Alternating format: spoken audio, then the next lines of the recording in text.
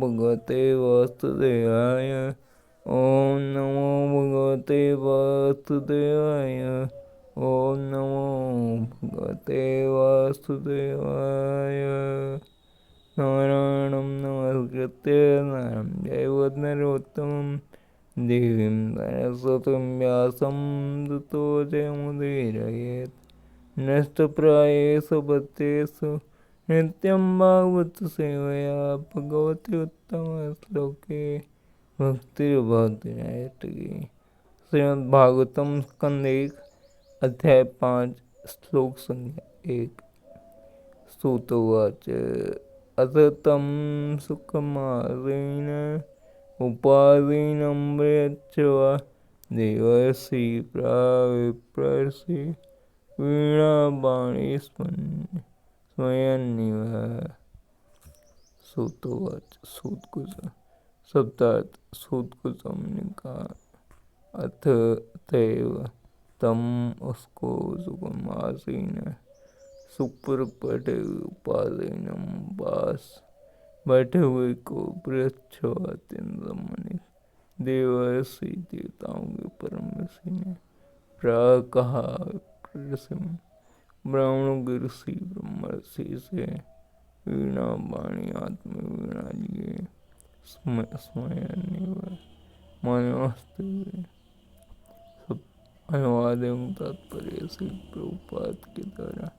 श्री प्रभुपाद की जय। सूत को ने कहा इस तरह दिवस नारद पर पड़ गए और मुस्कुराते हुए ब्रह्मर्षि व्यासदेव को संबोधित किया। नारद मुस्कुरा रहे थे क्योंकि वे हमारे वेद अभ्यास को तथा उनके संतोष के कारण को मानते जानते थे। जितक व्यासदेव आगे बताएंगे। उनका संतोष भक्ति को सही ढंग से प्रस्तुत न करने के कारण उत्पन्न था। नारद को यह त्रुटि ज्ञात थी और व्यास की दशा से इसकी पुष्टि हो गई। नारद मुस्कुरा रहे थे क्योंकि वे मध्य वेद व्यास को तो उनके संतोष के कारण को बोलवान जानते थे। क्योंकि व्यासदेव आगे बताएंगे उनका संतोष भक्ति को सही ढंग से प्रस्तुत न करने के कारण उत्पन्न था। नारद को यह त्रुटि ज्ञान थी और व्यास की दशा से इसकी पुष्टि हो गई। श्लोक 2 संज्ञा 2। नारदोवाच पराशर्य महाभाग भगवतः कच्चिदात्मना परितोष्यति शारीर आत्मा मानसैव। नारद ने कहा नारदोवाच पराशर्य पराशर पुत्र महाभाग परम भाग्यशाली भवतः आपका कच्चित यदि यह है आत्मना आत्म साक्षात्कार से परितोषित तुष्टि होती है। शरीर की पहचान आत्मा स्वयं मानस मन की पहचान एवं निश्चय। अथवा व्यासदेव को पराशर पुत्र संबोधित करते हुए नारद ने पूछा क्या तुम मन या शरीर को आत्म साक्षात्कार का लक्ष्य मानकर संतुष्ट हो। तात्पर्य नारद द्वारा व्यासदेव को उनके संतोष के कारण काया संकेत था। व्यासदेव को अत्यंत शक्ति संपन्न श्री पराशर के वंशज होने के कारण असामान्य पैतृक विशेषाधिकार प्राप्त था। इससे उनके संतुष्ट होने का कोई कारण नहीं होना चाहिए था।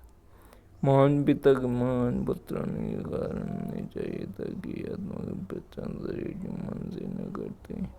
अल्पबुद्धि वाले सामान्य जन शरीर को या मन को आत्मा के रूप में स्वीकार कर सकते हैं, लेकिन व्यासदेव को ऐसा नहीं करना चाहिए था। तो तक कोई तब तक प्रसन्न नहीं रह सकता जब तक सचमुच वह आत्म साक्षात्कार को प्राप्त न हो जो भौतिक शरीर या मन से परे होता है।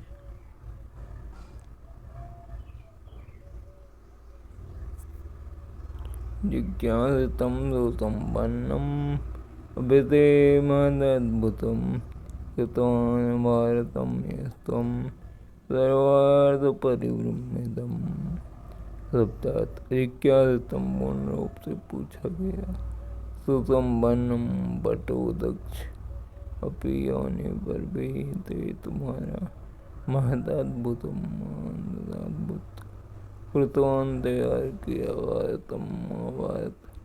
तो यह है तुम जो तुमने किया है सर्वार्थ है संपूर्ण फलों सहित परिब्रह्मतम विस्तार से व्याख्या की गई। तुम्हारी जिज्ञासाएं पूर्ण है और तुम्हारा अध्ययन भी भलीभांति पूरा हो चुका है। इसमें संदेह नहीं कि तुमने एक महान एवं अद्भुत ग्रंथ महाभारत तैयार किया है जो सभी प्रकार के अधिक फलों पुरुषार्थों की विस्तृत व्याख्या सहित तात्पर्य व्यासदेव के विषाद का कारण है। उनमें पर्याप्त ज्ञान का अभाव नहीं था क्योंकि छात्र के रूप में उन्होंने वैदिक साहित्य का पूर्ण अवगाहन किया था, जिसके फलस्वरूप उन्होंने महाभारत का संकलन किया जो वेदों की पूर्ण व्याख्या से सान्वित है।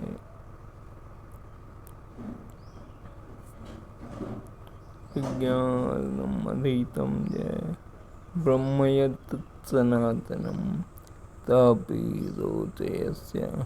शोचस्यात्मानं कृतार्थैव प्रभो।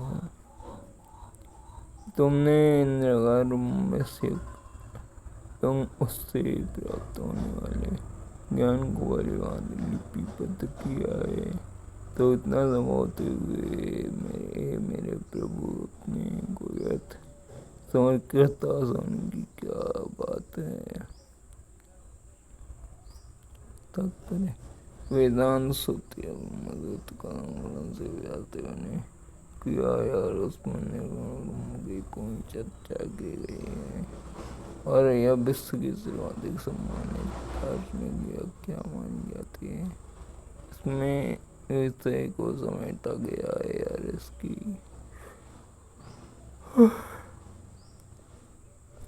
प्रतिपादन शैली पांडित्यपूर्ण है। अतएव व्यासदेव के दिव्य पांडित्य के विषय में संदेह करने का प्रश्न ही नहीं उठता, तो फिर उन्हें विश्वास क्यों करना चाहिए।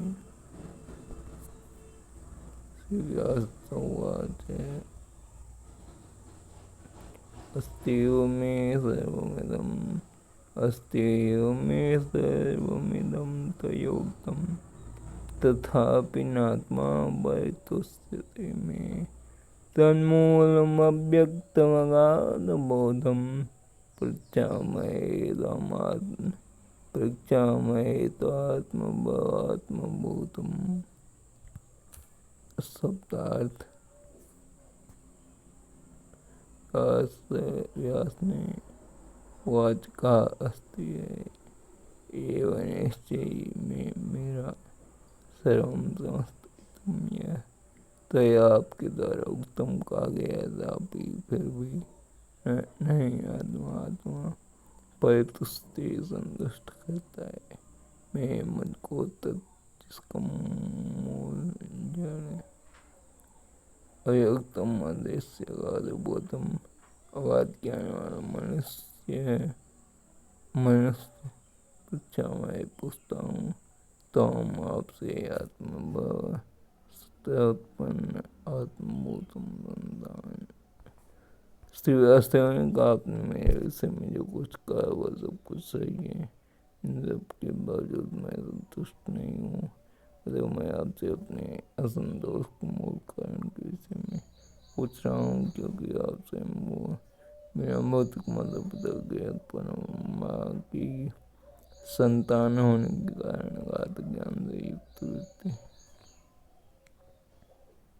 तात्पर्य भौतिक जगत में प्रत्येक व्यक्ति शरीर या मन की पहचान आत्मा के साथ करता है। इस तरह इस भौतिक जगत का सारा ज्ञान या तो शरीर से या मन से संबंधित होता है और यही समस्त वादों का मूल विषादों का मूल कारण है। इसका सदा ही पता नहीं चल पाता, भले ही कोई अधिक तो अधिक ज्ञान का कितना ही बड़ा पंडित क्यों न होता है। ऐसे विषादों के मूल कारण के निराकरण के लिए जैसे पुरुष के पास पहुंचना अच्छा रहता है। नारद के पास क्यों जाया जाए, इसकी व्याख्या आगे की गई है। सवई भगवान वेद समस्तगुह्य मुपासितो यत्पुरुष पुराण परावरेतो मनसैव विश्वं सृजत्योच्यति गुणैरसंगः सहस्त्रार्थ वही निश्चयी मोहन आप वेद जानते हैं समस्त समग्र गुह्यम गोपनीय उपादित पूजित यत् क्योंकि पुरुष भगवान पुराण प्राचीनतम पुरातन परावर है भौतिक और आध्यात्मिक हेतु के नियंता मनसा मन से एवं केवल विश्वम ब्रह्मांड को सृजित उत्पन्न करते हैं, अति अति श्रृंगार करते हैं गुणाई पदार्थ से संगने लिप्त। यह प्रभु जो कुछ भी गोपनीय है वह आपको ज्ञात है, क्योंकि आप पौतृक था संहार क्यों आध्यात्मिक युद्धों के पालक आदि भगवान की पूजा करते हैं जो भौतिक प्रकृति के तीनों गुणों से परे हैं। तात्पर्य जो व्यक्ति भगवान की सेवा में सच लगा रहता है और समस्त ज्ञान का प्रतीक होता है, ऐसा व्यक्ति जो भक्तिमय सेवा में तो पूर्ण रहता है वह भगवान के गुणों से भी पूर्ण हो जाता है। इस तरह स्थितियाँ उस समक्ष नगण्य पड़ जाते हैं। नारद जैसे वक्त अपनी आध्यात्मिक शक्ति से विलक्षण कार्य कर सकते हैं, जिसे प्राप्त करने के लिए प्रत्येक व्यक्ति प्रयास कर रहा है। नारद सत पूर्ण जीव हैं, यद्यपि वे भगवान के समान नहीं है। श्लोक संग साथ तुम पर्यटन हर कैवत्रिलोकी मंदश्चरो वायुरिवात्म साक्षी परावरे धर्मतो प्रत्यय स्नातस्य में न्यूनमलम विचक्षण। सप्ताह तुम आप पर्यटन विचरण करते हुए अर्क सूर्य इव सदृश तीनों लोकों में अंदर प्रत्येक व्यक्ति के हृदय में प्रवेश कर सकते हैं। आने करने वाली वायु सर्वव्यापी वायु की तरह आत्मा स्वरूप सिद्ध साक्षी का परावर कार्य कारण के मामले में ब्रह्मणि में धर्मता अनुशासन शांति नियमों के अंतर्गत पृथ्वी स्नातस्य में मेरा कमी दोष कलम स्पष्ट रूप से विचक्ष खोज निकालने। अनुवादिक तात्पर्य आप सूर्य के समान दिन लोकों में विचरण कर सकते हैं और सूर्य के समान प्रत्येक व्यक्ति के अंदर प्रवेश कर सकते हैं, इसलिए आप सर्वव्यापी परमात्मा की तुल्य हैं। अतः आपसे प्रार्थना है कि नियमित शब्दों का पालन करते हुए दिव्यता में लीन रहने पर भी मुझ में जो कमी हो उसे खोज निकालने। तात्पर्य दिव्य अनुभूति पुण्य कर्म देव पूजा दान दया हिंसा नियमों के साथ शास्त्रों का अध्ययन, इससे मनुष्य के सहायक बनते हैं। श्रीनाथ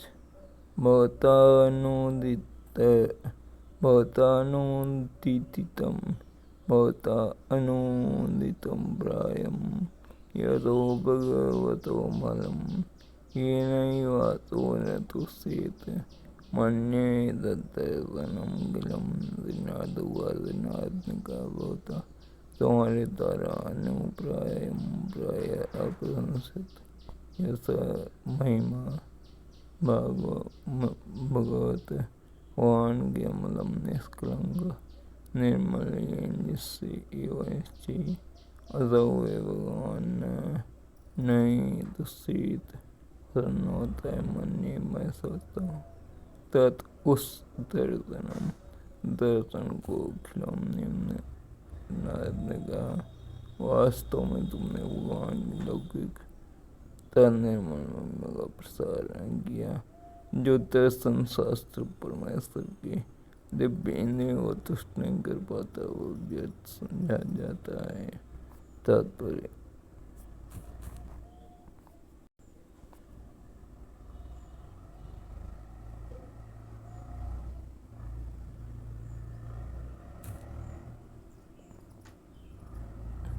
परमात्मा के साथ व्यक्तिगत जीव का वैधानिक संबंध है। उस शाश्वत स्वामी के निर्दास होने का है। भगवान ने जीवों के रूप में विस्तार इसलिए किया है कि उन्हें उनसे प्रेम पूर्ण सेवा प्राप्त हो सके, और इसी से भगवान सहजीव दोनों को संतोष प्राप्त हो सकता है। व्यास जैसे विद्वान ने वैदिक साहित्य में अनेक विस्तार किए, जिनका अंत वेदांत दर्शन में होता है, किंतु इनमें से किसी में भी भगवान की महिमा का प्रत्यक्ष ज्ञान नहीं हुआ था। दार्शनिक चिंतन जैसे दिव्य विजय से संबंधित होकर भी भगवान की महिमा के प्रत्यक्ष गुणगान के बिना क्षणिक भी आकर्षक नहीं होता। दिव्य अनुभूति के लिए भगवान अंतिम तत्व है, निर्वाण ब्रह्म या परमात्मा के रूप में परम पुरुष के परम की अनुभूति उतना दिव्यानंद प्रदान करने वाली नहीं होती जितने की उनकी महिमा की साक्षात अनुभूति होती है। वेदांत दर्शन के संकलन करता समय वास्तव है, किंतु इसकी चर्चा होते हुए भी वे कहते हैं उस वेदांत के पाठक श्रोता उससे कौन सा दिव्यानंद प्राप्त कर सकेंगे जिसकी प्रत्यक्ष व्याख्या वास्तव ने की नहीं। यहीं पर आवश्यकता प्रतीत हुई कि रत्नाकार वेदांत की व्याख्या भागवत के रूप में करें। श्लोक संज्ञा यथा धर्मादयश्चार्था मुनिवर्यानुकीर्तिता नर्तता वासुदेवस्य महिमा येन वर्णिता, यथा जिस प्रकार धर्मादय धार्मिक आचरण के चारों नियम तथा अर्था प्रयोजन मुनियों से तुम्हारे द्वारा अनुकीर्ता बारंबार वर्णित नहीं, तथा उसी प्रकार वास्तव भगवान श्री कृष्ण महिमा यस्ति निश्चय अनुवर्णिता, इस प्रकार से निरंतर वर्णित। हे महामुनि, यद्यपि आपने धार्मिक कृत्य इत्यादि चार पुरुषार्थों का विस्तार से वर्णन किया, किंतु आपने भगवान वासुदेव की महिमा का वर्णन नहीं किया। तात्पर्य, स्नार्थ किया गया नितांत को कर दिया गया जाता है। व्यासदेव के साथ का मूल कारण है उनके द्वारा पुराणों के संस्करणों में जानबूझकर भगवान की महिमा के वर्णन की अपेक्षा करना थी। यद्यपि उन्होंने समान ढंग से भगवान श्री कृष्ण की महिमा का वर्णन किया है, किंतु उतना नहीं जितना कि धर्म काम मोक्ष का वर्णन किया है। ये चारों पुरुषार्थ भगवान की भक्ति की तुलना में अत्यंत निकृष्ट है। प्रामाणिक विद्वान होने के कारण से व्यासदेव संत को अभिमान जानते, फिर वे इस उत्तम कार्य अर्थात भक्तिमय सेवा को अधिक महत्व प्रदान न करके उन्होंने अपने बहुमूल्य समय का लगभग दुरुपयोग किया था, जिसके कारण वे विषादग्रस्त थे। इससे यह स्पष्ट संकेत मिलता है कि भगवान की भक्ति मिलने के बिना कोई भी अधिक प्रसन्न नहीं रह सकता है। भगवद्गीता में इस तथ्य का स्पष्ट उल्लेख हुआ। धर्मादि पुरुषार्थों की श्रृंखला में मुक्ति अंतिम पुरुषार्थ है। उसके बाद मनुष्य शुद्ध मुक्तिमय सेवा में प्रवृत्त होता है। आत्मसाक्षात्कार या ब्रह्मभूत अवस्था कहलाती है। ब्रह्मभूत अवस्था को प्राप्त करने के बाद मनुष्य संतुष्ट हो जाता है, किंतु ये तुष्टि की ज्ञान की शुरुआत है। मनुष्य को स्वप्न संसार में निर्भीकता, समता प्राप्त करके व्रत करने चाहिए। सामने से आस्था को पूर्ण करके वह भगवान के दिव्य भक्ति में स्थिर हो जाता है। भगवत गीता में भगवान का ये उपदेश है। निष्कर्ष यह है कि मूत अवस्था बनाए रखने का दिव्य अनुभूति की महत्व को बढ़ाने के लिए नारद ने आस्तिक को प्रोत्साहित किया कि वे भक्ति मार्ग का आसक्तिपूर्वक बारंबार वर्णन करें।